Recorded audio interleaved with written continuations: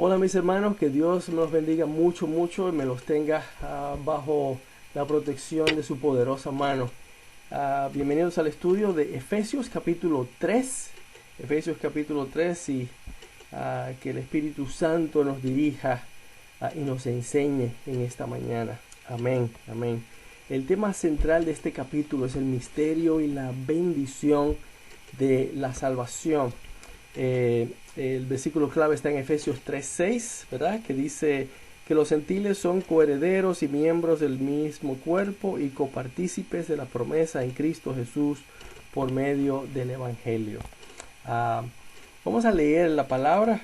Comenzamos con capítulo 3, versículos 1 al 13. Acompáñenme por favor. Efesios 3, del 1 al 13. Y dice así la palabra del Señor.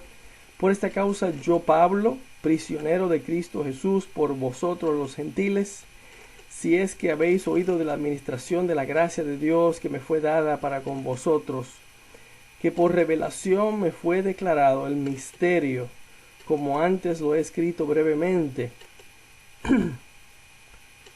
leyendo lo cual podéis entender cuál sea mi conocimiento en el misterio de Cristo. Misterio que en otras generaciones no se dio a conocer a los hijos de los hombres, como ahora es revelado a sus santos apóstoles y profetas por el Espíritu. Que los gentiles son coherederos y miembros del mismo cuerpo y copartícipes de la promesa en Cristo Jesús por medio del Evangelio, del cual yo fui hecho ministro por el don de la gracia de Dios que me ha sido dado según la operación de su poder. A mí, que soy menos que el más pequeño de todos los santos, me fue dada esta gracia de anunciar entre los gentiles el Evangelio de las inescrutables riquezas de Cristo, y de aclarar a todos cuál sea la dispensación del misterio escogido desde los siglos en Dios, que creó todas las cosas, para que la multiforme sabiduría de Dios sea ahora dada a conocer por medio de la Iglesia, a los principados y potestades en los lugares celestiales, conforme al propósito eterno que hizo en Cristo Jesús nuestro Señor, en quien tenemos seguridad y acceso con confianza por medio de la fe en Él. Por lo cual pido que no desmayéis a causa de mis tribulaciones por vosotros, las cuales son vuestra gloria. Bastante dijo aquí el apóstol Pablo. Pero lo más importante que debemos contestar es ¿cuál es este misterio que menciona Pablo? Pablo menciona un misterio y menciona un ministerio, dos cosas diferentes, ¿verdad? Primero menciona el misterio, y el misterio que está mencionando está en los versículos 3 al 6. Dice que a él se le ha dado la revelación de ese misterio. Versículo 3 dice que por revelación me fue declarado el misterio. ¿Qué es un misterio? Algo que está oculto, que no es obvio, sino que está oculto. Y estuvo oculto por mucho tiempo, hasta la venida de Cristo para morir en la cruz del Calvario. ¿Cuál es el misterio? Versículo 6. Ahí está. Pero comencemos del 5. Dice, misterio que en otras generaciones no se dio a conocer a los hijos de los hombres, como ahora es revelado a sus santos apóstoles y profetas por el Espíritu Santo. Espíritu con mayúscula, ese es el Espíritu Santo. Y aquí habla el versículo 6 del misterio. Que los gentiles son coherederos y miembros del mismo cuerpo y copartícipes de la promesa en Cristo Jesús por medio del Evangelio, por medio de la muerte de Cristo en la cruz. Ahora nosotros los gentiles, los que no somos judíos, tenemos acceso al Padre. Podemos ser ahora miembros de la familia de Dios. Fíjense que antes de Cristo, los judíos pensaban que ellos eran los únicos que tenían acceso a Dios, ¿verdad? Dios hablaba a través de los profetas. Ellos escuchaban y a veces no escuchaban, pero el judío siempre pensó que tenía salvación por ser judío. y no era así. Cristo viene, muere en la cruz del Calvario para pagar por tu pecado y el mío y el de ellos, el de la nación judía. Así que Cristo es el que trae, abre ese misterio, el misterio de la salvación. Y la salvación es para todos, no para los judíos, para todo aquel que cree en Cristo como su Salvador personal. Todo aquel, ya sea judío, ya sea gentil. ¿Qué es un gentil? El que no es judío. Usted y yo. A menos que usted sea judío, entonces usted no es gentil. Pero si usted no es judío, entonces usted es un gentil. La salvación es también para nosotros los gentiles, siempre y cuando pongamos nuestra fe en el sacrificio de Cristo en la cruz y lo que Él hizo, ¿verdad? Así que ese es el misterio que habla a Pablo aquí. Y luego habla de un ministerio. Habla de un ministerio que se le ha encargado a Él. ¿Qué es un ministerio? Un encargo, un servicio, una labor. Y a Él se le ha encargado una labor específica. Y Él la menciona aquí, ¿verdad? El misterio que Dios le encargó a Pablo está en los versículos 7 y 8. Mira lo que dice. Del cual yo fui hecho ministro por el don de la gracia de Dios que me ha sido dado según la operación de su poder. A mí, que soy menos que el más pequeño de los santos, me fue dada esta gracia de anunciar. Aquí está la contestación a la pregunta, ¿cuál es el ministerio de Pablo? Aquí está. Me fue dada esta gracia de anunciar entre los gentiles el evangelio de las inescrutables riquezas de Cristo. A Él se le fue dada la encomienda, el cargo de llevar el evangelio a los gentiles, a Turquía, a Italia, a Grecia, a donde quiera, que a todo el mundo. Por eso en los viajes misioneros, Pablo se convirtió en un gran misionero. Ese fue el encargo del Señor para él, que él viajara por todo el Mediterráneo predicando la palabra de Dios y estableciendo nuevas iglesias. Los Efesios, ¿verdad? Es una iglesia que habíamos dicho que estaba en la parte sur central de Turquía, de lo que es hoy el país de Turquía, pero estableció muchas otras iglesias a través de todo el Mediterráneo, ¿verdad? Pablo escribe esta carta desde una prisión en Roma. Allá también él predicó el evangelio en Roma, Italia, lo que conocemos hoy como Italia, y también en Grecia. Pedro como que se encargó más de los judíos, ¿verdad? Pablo se encarga de los gentiles, de llevar el evangelio a los gentiles. Así que ese es el ministerio de Pablo, ¿verdad? Y Pablo también habla de que él es el que se le ha dado por revelación. Este misterio le fue revelado, ¿verdad? Y le fue revelado por el Espíritu Santo. El misterio de la salvación, que la salvación es para todos. Y si usted se recuerda, el Espíritu Santo también le reveló esto a Pedro. Si usted se recuerda, y eso está en el libro de los Hechos, Pedro tiene una visión de que vienen unas personas a buscarlo y que le van a pedir que vaya con él. Y el Espíritu Santo le revela que él debe ir con esas personas. ¿Quiénes son esas personas?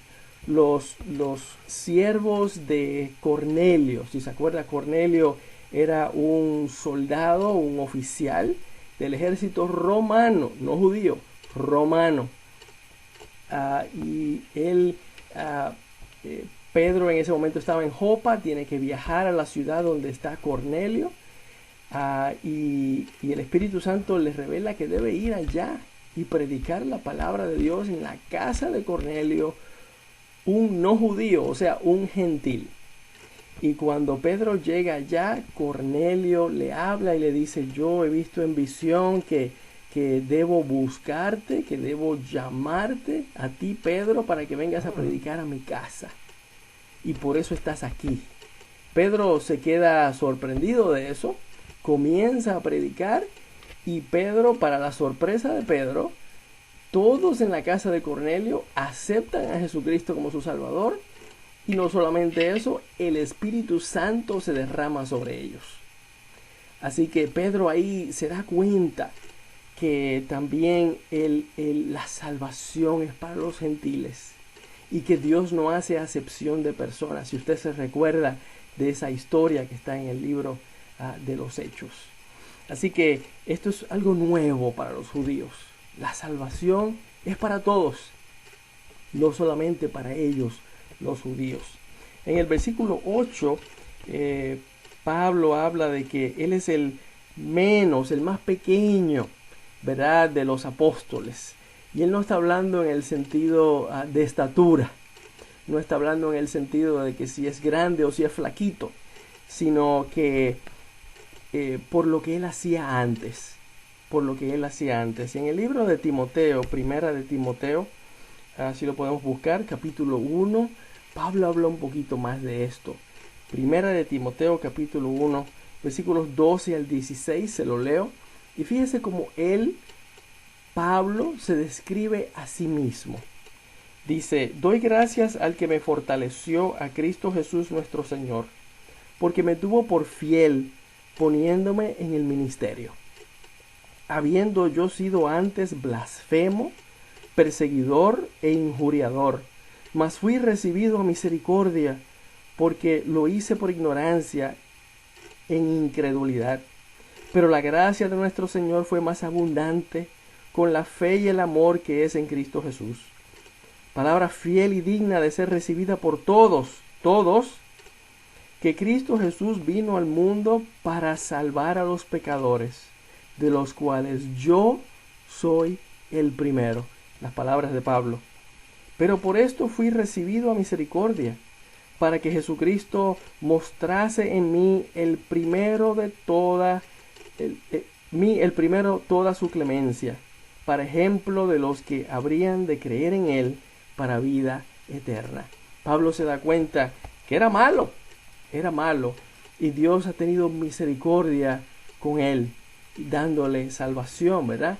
Y ha extendido su gracia, le ha dado la salvación en Cristo Jesús y le ha dado este ministerio que Pablo, volviendo a Efesios capítulo 3, vamos a volver a Efesios, habla de que ha recibido este ministerio de compartir la palabra con los gentiles, lo ha recibido por gracia.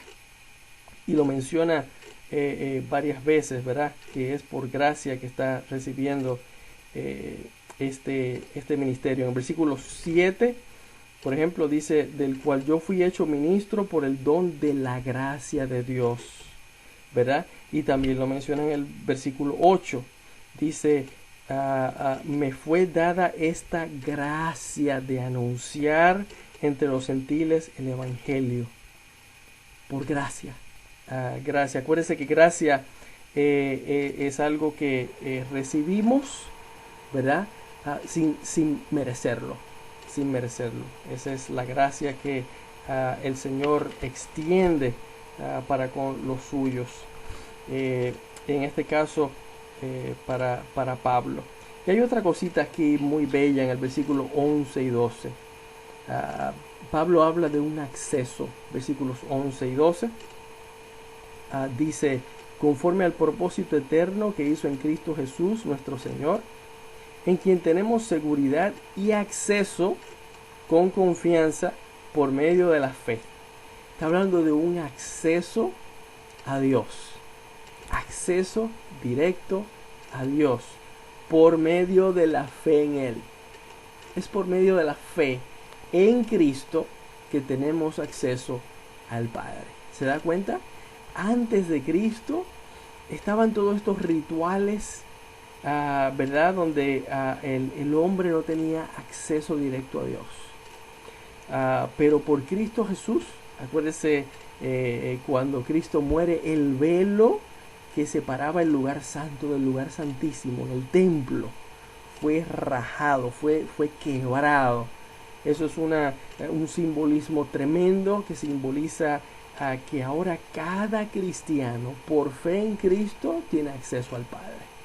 Usted no tiene que ir donde un sacerdote para confesarse.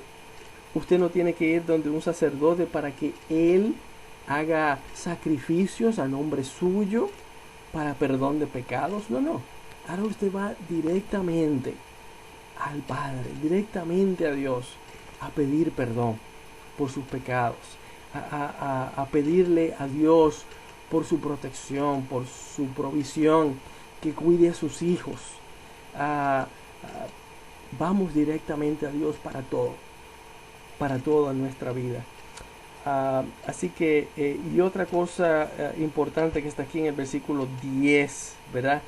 Que menciona la multiforme sabiduría de Dios sea ahora dada a conocer por medio de la iglesia. Por medio de la iglesia. La iglesia tiene la labor bella de anunciar el evangelio de nuestro Señor Jesucristo a todos. ¿Qué es la iglesia? La iglesia es el cuerpo de creyentes en Cristo Jesús. No está hablando ahí de la iglesia católica, de la pentecostal, de la bautista, de la metodista, episcopal. No, está hablando de la iglesia que está compuesta por todos los creyentes. Y dentro de esa iglesia que está compuesta por los creyentes en Cristo, ahí hay bautistas y pentecostales y metodistas y episcopales y católicos. Aquellos que genuinamente han venido a Dios para pedir perdón por sus pecados y han puesto su confianza, su fe en Cristo Jesús. Esa es la verdadera iglesia universal, la iglesia cristiana. La iglesia cristiana. Y entonces vamos a los versículos 14 al 21, porque hay algo muy bonito también ahí. Versículos 14 al 21 del capítulo 3.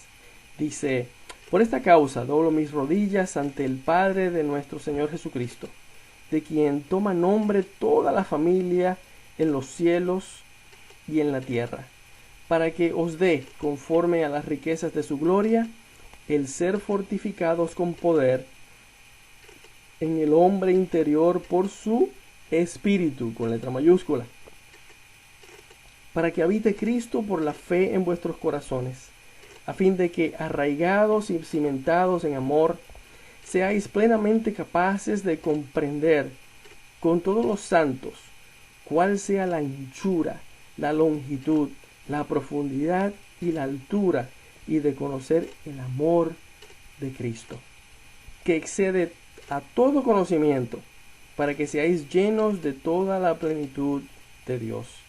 Y aquel, con letra mayúscula, es Dios, aquel que es poderoso para hacer todas las cosas mucho más abundantemente de lo que pedimos o entendemos, según el poder que actúa en nosotros.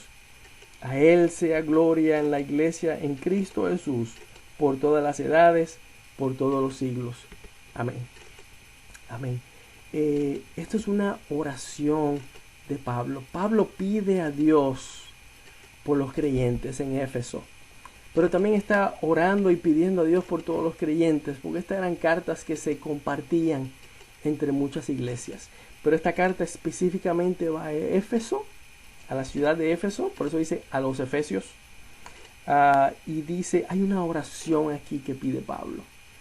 Y otra vez, cuando oramos a Dios los unos por los otros, sí pidamos protección los unos por los otros, pidamos provisión.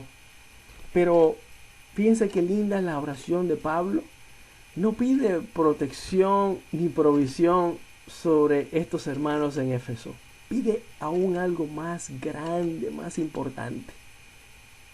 Algo mayor. Mire lo que pide aquí Pablo. Hablo los versículos 16 y 17. Más bien es lo que vemos aquí, ¿verdad? Dice, para que Él os dé.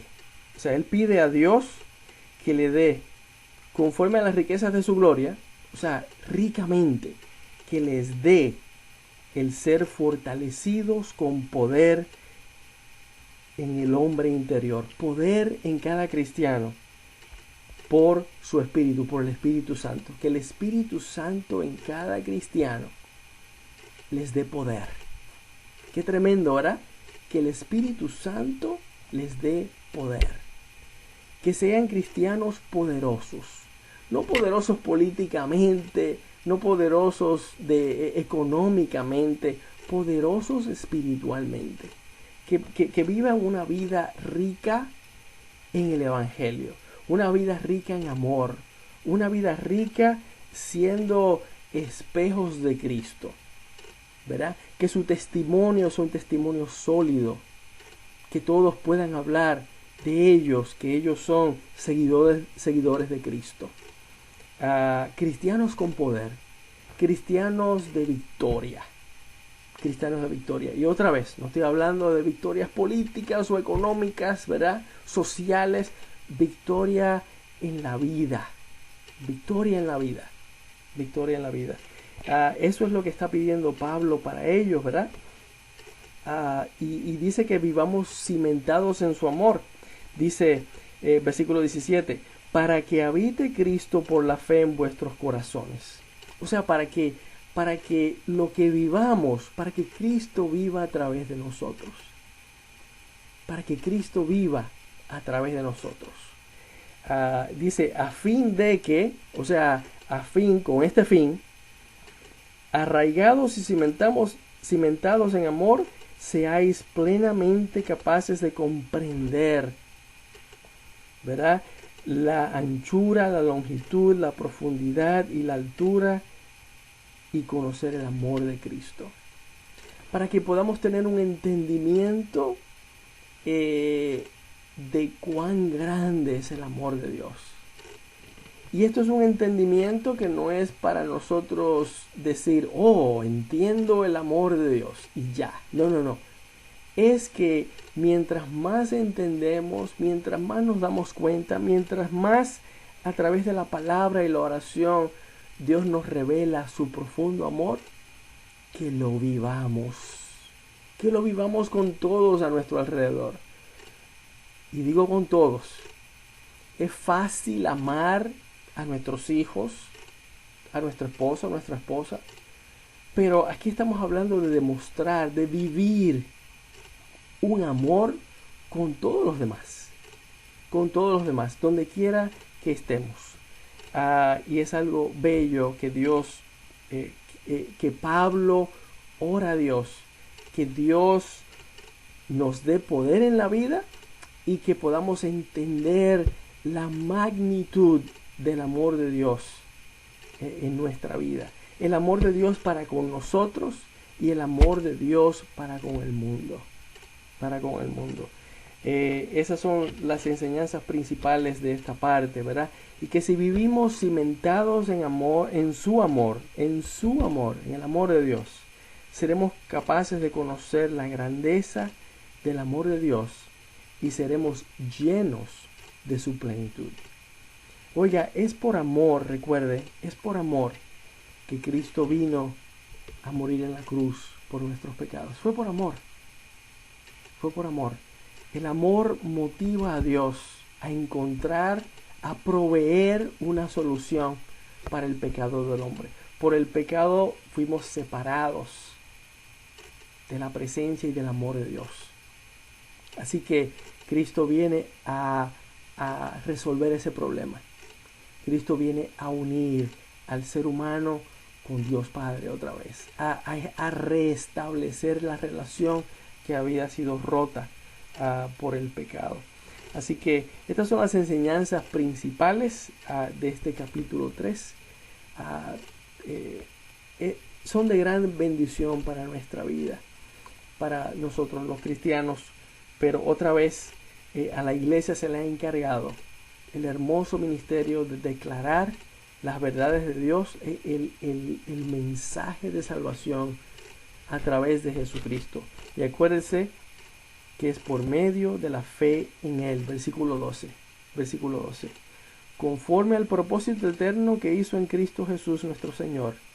Versículo 12. En quien tenemos seguridad y acceso con confianza por medio de la fe en Él, por medio de la fe en Cristo.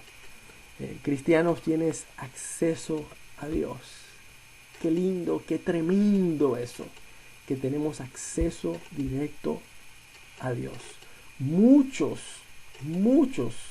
nos jactaríamos si tuviéramos acceso al presidente de nuestro país, ¿verdad? Sea cual sea el país. Usted decir, oh, yo tengo acceso directo a fulano, lo puedo llamar en mi celular.